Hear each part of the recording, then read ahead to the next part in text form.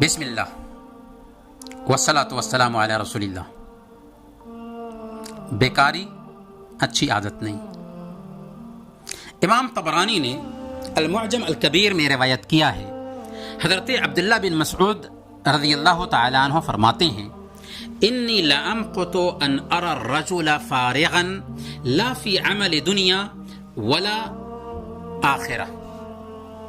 میں ایسے آدمی کو سخت ناپسند کرتا ہوں جسے میں فارغ اور بیکار دیکھوں کہ نہ تو وہ دنیا کے کام میں لگا ہوا ہے اور نہ ہی آخرت کے کام میں۔ بیکاری کیا ہے؟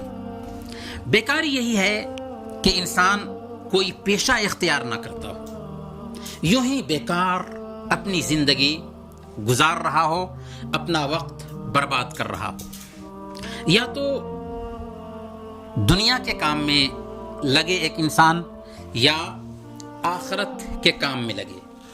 بیکاری، کام چوری اور دوسروں کے لقمہ پر پلنا نہایت گھٹیا عادت ہے، جس سے سماج میں تباہی آتی ہے۔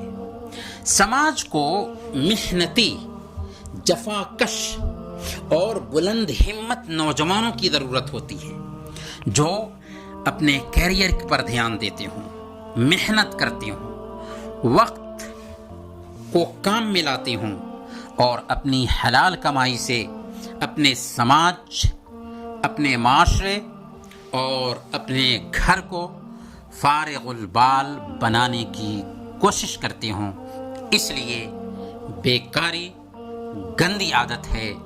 ایک بندے کو بیکار نہیں بلکہ کام میں لگے رہنا چاہیے، دنیا کا کام ہو یا دین کا کام ہو، مشغول ضرور رہنا چاہیے، کیونکہ بیکاری اچھی عادت نہیں ہے۔